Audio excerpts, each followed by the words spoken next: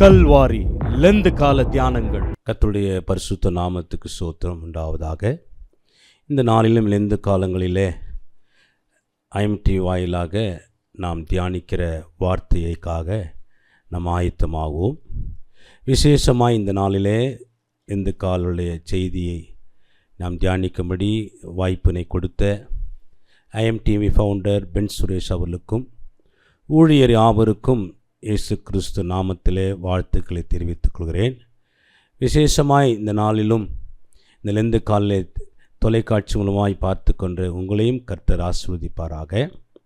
இந்த நாளிலே நாம் ஆண்டவராய் இயேசு கிறிஸ்து இரத்தத்தினாலே கழுவப்பட்டு சுத்திகரிக்கப்பட்ட அந்த நிச்சயத்துக்குரிய வார்த்தையை நாம் தியானிப்போம். கண்களை மூடி நாம் தியானிக்க போகிற வார்த்தைக்காக நாம் ஜெபிப்போம். கல்வாரியின் கருணையுதே காயங்களில் காணுதே, கர்த்தர் இயேசு பார்வோனுக்காய் கஷ்டங்கள் சகித்தாரே. கர்த்தர் இயேசு பார்வோனுக்காய் கஷ்டங்கள் சகித்தாரே. விலையேற பெற்ற திரு இரத்தமே வீலாவி நின்று பாயுதே, விலையேற பெற்றோராய் உன்னை மாற்ற விலையாக ஈந்தனரே. ஆஹா, விலையேற பெற்ற இரத்தத்தினாலே,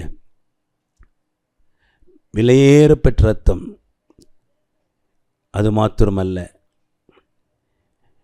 விலையேற பெற்றோராய் உன்னை மாற்ற விலையாக ஈந்தனரே.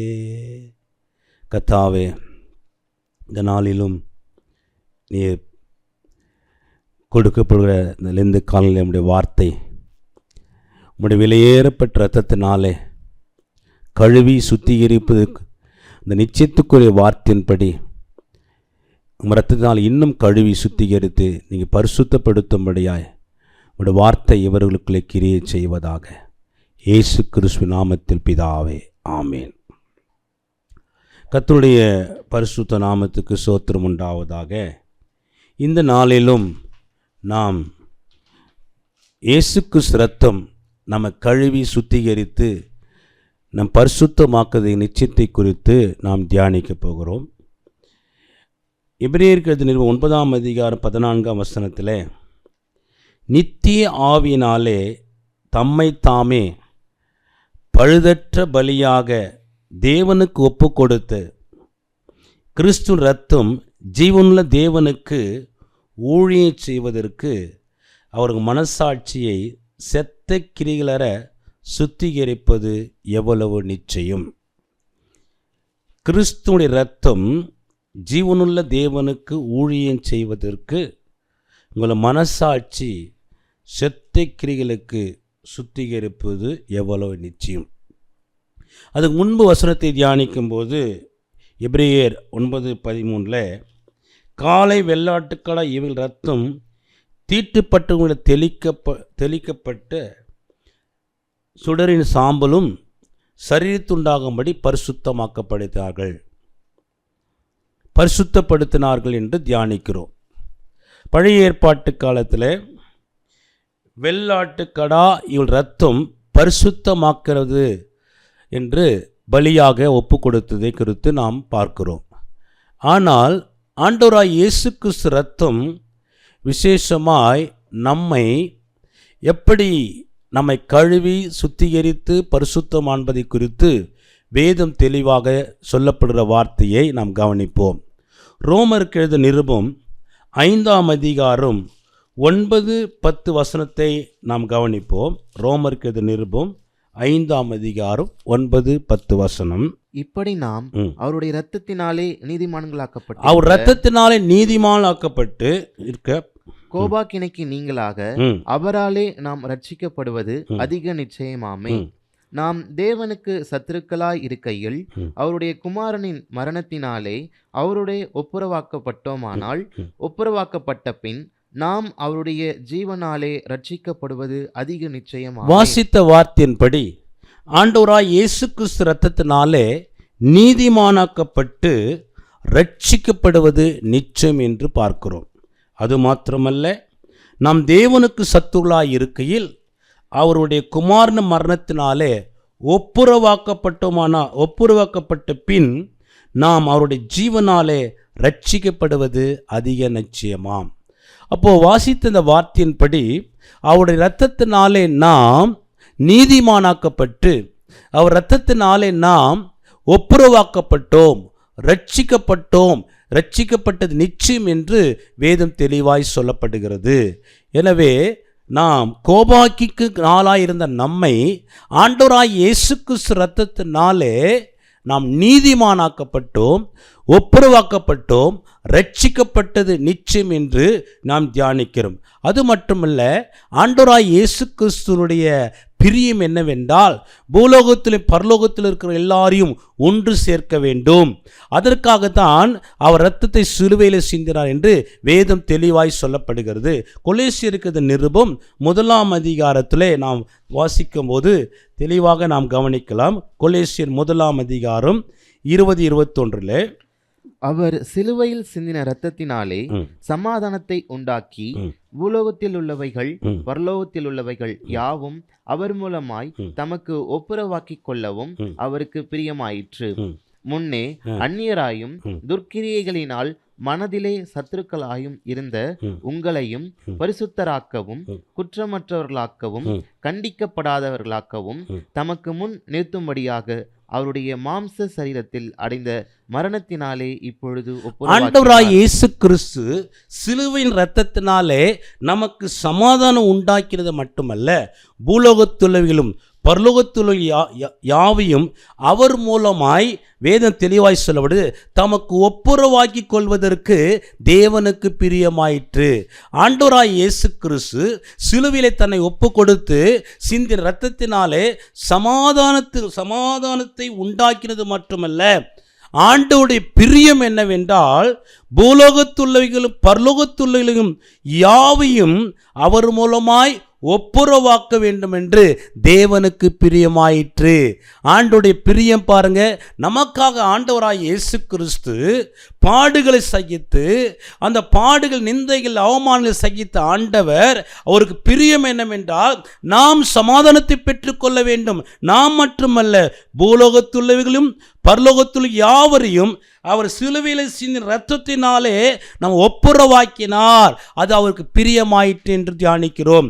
அது மாத்திரமல்ல, நாம் முன்னே அந்நியர்களாயும் துர்க்கிகளாயும் மனதிலே சத்துருக்களாய் இருந்த நம்மை பரிசுத்தராகவும் வேதம் தெளிவாய் சொல்லப்பது குற்றமற்றவர்களாகவும் கண்டிக்கப்படாதவர்களாகவும் அவருக்கு முன்பாக நிறுத்தும்படி அவர் மாம்சத்திலே அவர் சரீரத்தை நமக்காக ஒப்பு கொடுத்து ஒப்புரவாக்கினார் என்று சொல்லப்படுகிறது. இவ்வளவு பாடுகள் மத்தியிலே அவர் ஒப்பு கொடுப்பதற்கு தேவனுடைய பிரியம் பாருங்க. ஆண்டவர் நம்ம இடத்திற்கு அன்பை பாருங்க. நாம் மாத்திரமல்ல, வேதம் தெளிவாய் சொல்லப்படுது பூலோகத்துள்ளவைகள் பரலோகத்தில் யாவரும் அவர் மூலமாய் ஒப்புரவாக வேண்டும் என்று. எனவே ஆண்டவராய் இயேசு கிறிஸ்து ரத்தம் நம்மை நீதிமானாக்கப்பட்டது மட்டுமல்ல, நாம் ரட்சிக்கப்பட்டு அவர் இரத்தத்தினாலே ஒப்புரவாக வேண்டும் என்பது தேவனுடைய சித்தமாய் இருக்கிறது. அது மாத்திர இன்னும் வேதத்திலே எபேசியருக்கு நிருபம் 1 அதிகாரம் 7 வசனத்தை வாசிப்போம். அவருடைய கிருபையின் ஐசுரத்தின்படியே இவருடைய இரத்தத்தினாலே பாவ மன்னிப்பாகிய மீட்பு இவருக்குள் நமக்கு உண்டாயிருக்கிறது. கிருபையின் ஐசுரத்தின்படி இவருடைய இரத்தத்தினாலே பாவ மன்னிப்பாக மீட்பு இவருக்குள் நமக்கு உண்டாயிருக்கிறது. ஆண்டவராய் இயேசு கிறிஸ்து இரத்தத்தினாலே நாம் நீதிமானாக்கப்பட்டு ரட்சிக்கப்பட்டு ஒப்புரவாக்கப்பட்டது மட்டுமல்ல, நாம் அவர் இரத்தத்தினாலே நமக்கு பாவ மன்னிப்பாகிய மீட்பு உண்டாயிற்று. வேதம் தெளிவாய் சொல்லப்படுது, மீட்பு இவருக்குள் இயேசு கிறிஸ்து சிந்தின இரத்தத்தினாலே அந்த பாவம் மன்னிப்பு மீட்பு இவருக்குள் உண்டாயிருக்கிறது என்று வேதத்திலே நாம் தியானிக்கிறோம். எனவே தேவப்பிள்ளாகிய நாம் அவர் சிந்தின சிலுவையில் சிந்தின இரத்தத்தினாலே நமக்கு பாவ மன்னிப்பாக மீட்பும் உண்டாயிற்றது. மீட்பு மாத்திரமல்ல, நாம் ஆண்டவரை அறியாமல் நாம் உலக காரியத்தில் துணிகரமான பாவத்தில் இருந்த நம்மை, ஆண்டவர் எங்கேயோ இருந்த நம்மை, வேதத்தில் இன்னொரு வார்த்தையை தியானிக்கிறோம். எபேசியருக்கு நிருபத்திலே 2ஆம் அதிகாரம் 13-14. முன்னே தூரமாயிருந்த நீங்கள் இப்பொழுது கிறிஸ்து இயேசுவுக்குள் கிறிஸ்துவின் இரத்தத்தினாலே சமீபமானீர்கள். எப்படியெனில் அவரே நம்முடைய சமாதான காரணராகி இரு திரைத்தாரையும் ஒன்றாக்கி பகையாக நின்ற பிரிவினையாகிய நடுச்சுவரை தகர்த்து முன்னே தூரமாயிருந்த நீங்கள் இப்போது கிறிஸ்து இயேசுவுக்குள் கிறிஸ்துவின் இரத்தத்தினாலே சமீபமானீர்கள். இந்த வார்த்தை நல்ல நம்ம முன்னே ஆண்டோடைய பிள்ளைகள் நன்றாக இருந்து கொள்ள வேண்டும் என்று, ரட்சிக்கப்பட்ட பிள்ளை கவனமாக இருந்து கொள்ள வேண்டும். முன்னே தூரமாயிருந்த நம்மை, இந்த 2 வார்த்தையை நன்றாய் கவனி. கிறிஸ்து இயேசுவுக்குள் கிறிஸ்துவின் இரத்தத்தினாலே சமீபமானோம்.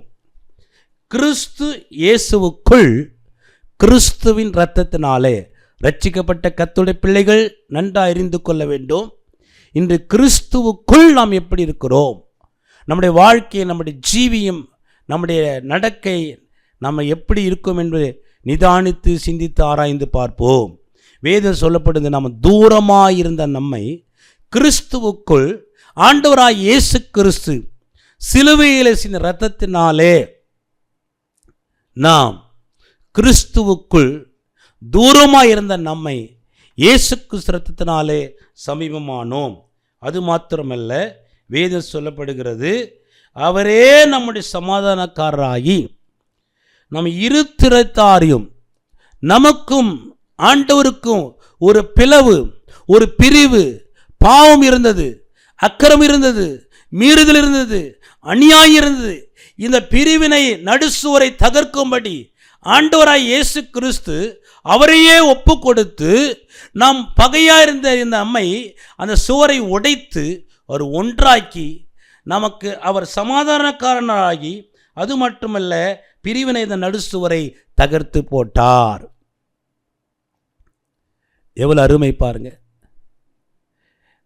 கொஞ்சம் யோசித்து பாருங்க.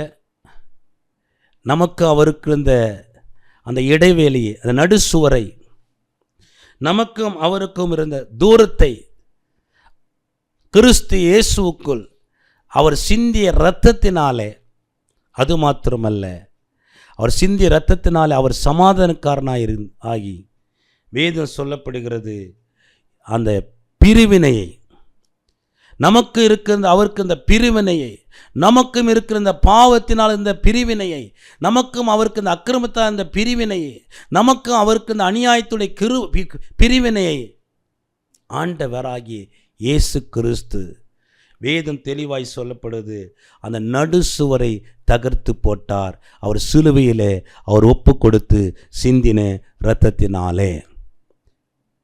அது மாத்திரமல்ல, தேவப்பிள்ளாகிய நாம் நமக்கு ஆக ஆண்டவராய் இயேசு கிறிஸ்து சிலுவையிலே ஒப்பு கொடுத்தப்பட்ட அவர் இரத்தத்தை குறித்து வேதத்தை தெளிவாய் வாசிக்கிறோம்.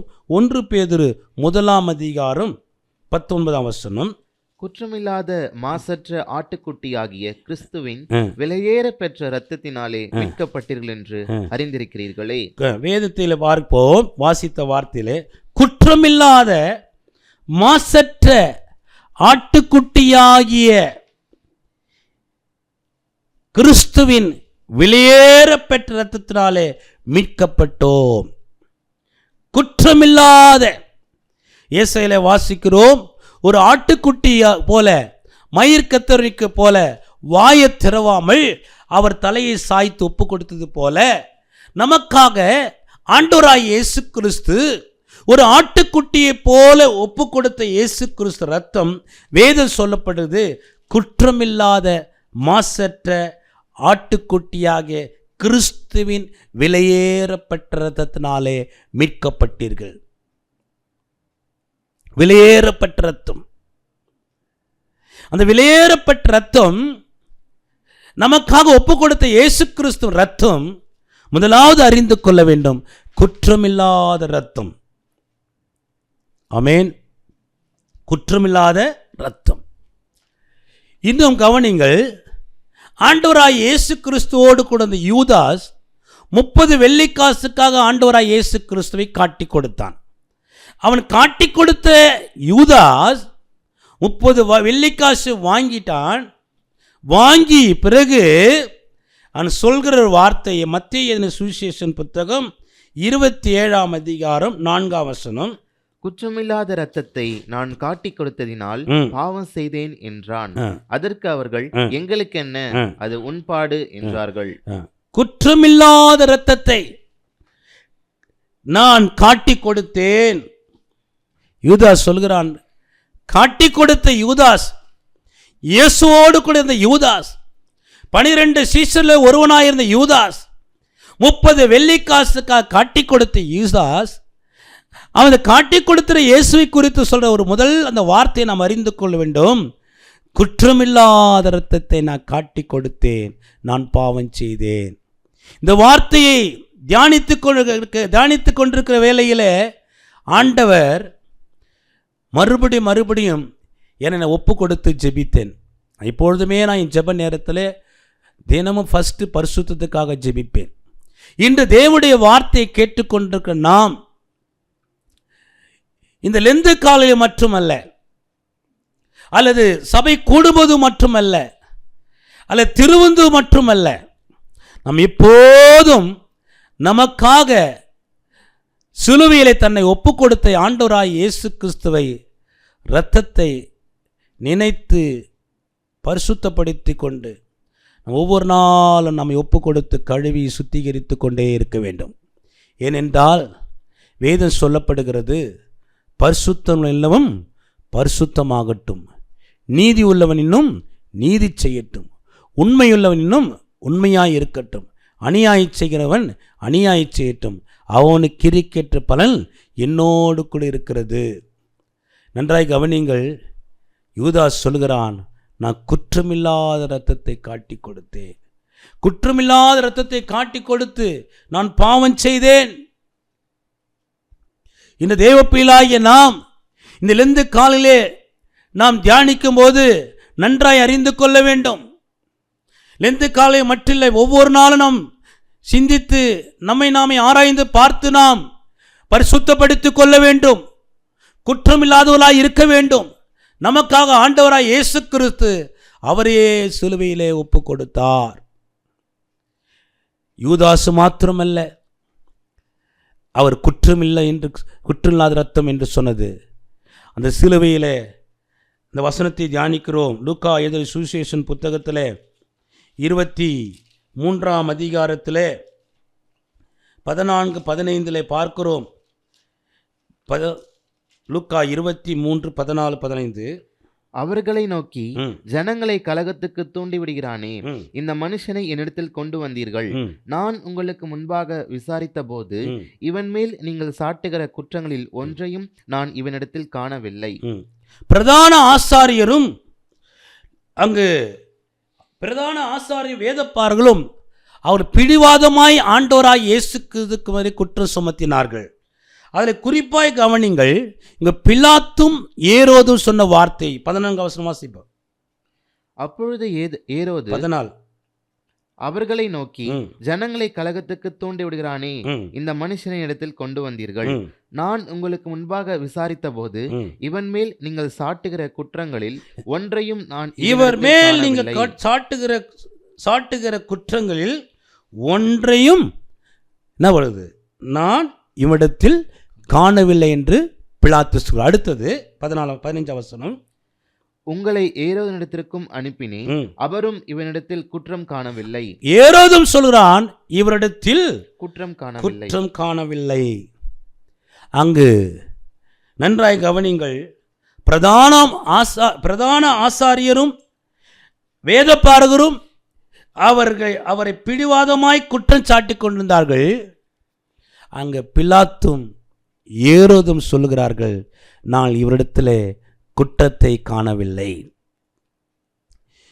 இயேசுவோடு இருந்த யூதா சொல்கிறான், குற்றமில்லாத இரத்தத்தை காட்டி கொடுத்தேன். ஆண்டவராய் இயேசு கிறிஸ்து இரத்தம் விலையேறப்பட்ட இரத்தம், மாசற்ற இரத்தம், கரைபடாத இரத்தம், குற்றமில்லாத இரத்தம். யூதாஸ், நான் பாவம் செய்துட்டேன், குற்றமில்லாத இரத்தத்தை காட்டி கொடுத்தேன். பிலாத்தும் இவ்விடத்தில் குற்றம் நாம் காணவில்லை. ஏரோதும் இவ்விடத்தில் குற்றத்தை காணவில்லை.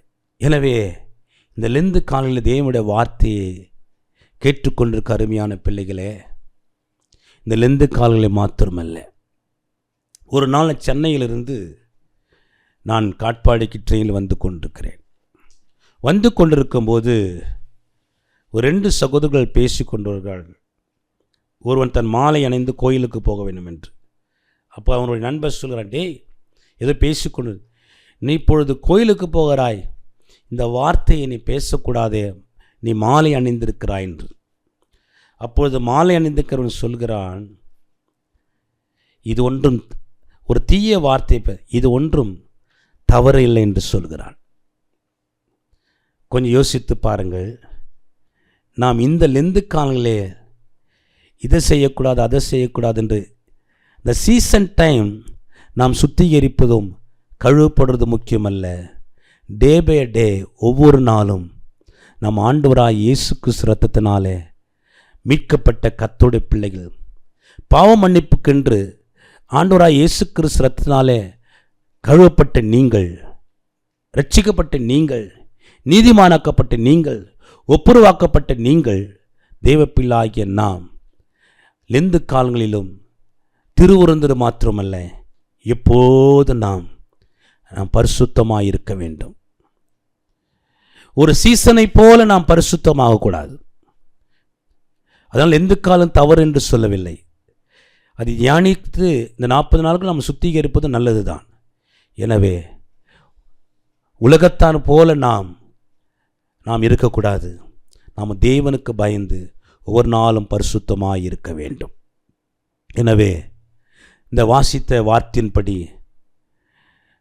தேவப்பிள்ளாகிய நாம் ஒவ்வொரு நாளும் நாம் இரத்தத்தினாலே நாம் நீதிமானாக்கப்பட்டு ரட்சிக்கப்பட்டு பாவமன்னிப்புண்டாகி அவரோடு ஒப்புரவாக்கப்பட்டோம் என்பதை ஒவ்வொரு நாளும் தியானித்து சிந்தித்து பரிசுத்தமாய் நாம் வாழ வேண்டும்.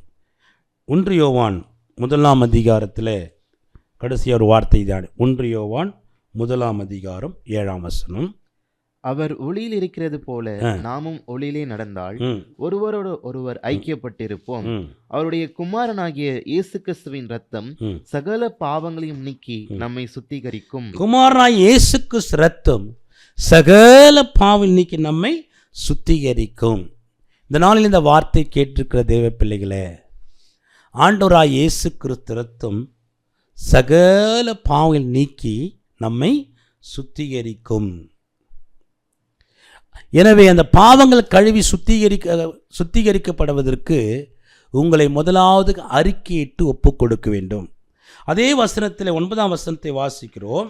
நம்முடைய பாவங்களை நாம் அறிக்கையிட்டால் பாவங்களை நமக்கு மன்னித்து எல்லா அநியாயத்தையும் நீக்கி நம்மை சுத்திகரிப்பதற்கு அவர் உண்மையும் நீதியும் உள்ளவராக. நம்முடைய பாவங்களை அறிக்கையிட்டால் பாவங்களை நமக்கு மன்னித்து எல்லா அநியாயத்தையும் நீக்கி நம்மை சுத்திகரிப்பதற்கு அவர் உண்மையும் நீதியும் உள்ளவராயிருக்கிறார்.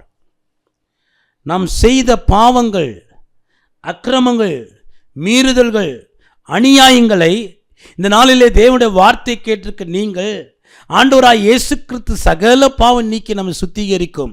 இந்த நாளில் நீங்கள் பாவத்தை அறிக்கையிட்டு, வேதம் சொல்லப்படுகிறது, அவர் நம்ம அநியாயத்தெல்லாம் நீக்கி, வேதம் சொல்லப்படுது, நம் பாவங்களை மன்னித்து எல்லா அநியாயங்களையும் நீக்கி நம்மை சுத்திகரிப்பதற்கு அவர் உண்மையும் நீதியும் உள்ளவராயிருக்கிறார்.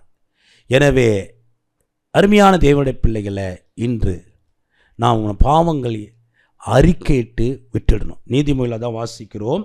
நீதிமொழிகள் 28:13 தன் பாவங்களை மறைக்கிறவன் வாழ்வடைய மாட்டான். அவைகளை அறிக்கை செய்து விட்டு விடுகிறவனோ இரக்கம் பெறுவான். எனவே பாவத்தை அறிக்கையிட்டு நாம் விட்டுவிடும் போது நம்ம இரக்கம் பெறுவோம். ஏனென்றால் நம்ம அறிக்கையிட்டால் நம்முடைய இயேசு கிறிஸ்து சகல பாவங்களை கழுவி சுத்திகரித்து அவர் மன்னிக்கிறது மட்டுமல்ல, வேதம் சொல்லப்படுது நம்ம சுத்திகரிப்பதற்கு அவர் உண்மையும் நீதியுள்ளவராயிருக்கிறார். அவர் உண்மையும் நீதியுள்ளவர். எனவே நாம் பாவத்தை அறிக்கையிட்டு விட்டுவிட்டால் இரக்கம் பெறுவோம். வேதத்தில் அப்போஸ்தலனாகிய பவுல் தன் பாவத்தை குறித்து தெளிவாக ஆண்டவராய் இயேசு கிறிஸ்து இந்த பூமியிலே வந்தவர் இயேசு கிறிஸ்து மூலமாய் அவனுடைய பாவத்தை உணர்ந்து சொல்கிற வார்த்தையை 1 தீமோத்தேயுவின் புத்தகம் 1 பவுல் சொல்கிற வார்த்தையை கவனிப்போம். 1 தீமோத்தேயு 1 அதிகாரம் 13 வாசிப்போம். முன்னே நான் தூஷிக்கிறவனும் துன்பப்படுத்துகிறவனும் கொடுமை செய்கிறவனுமாயிருந்தேன்.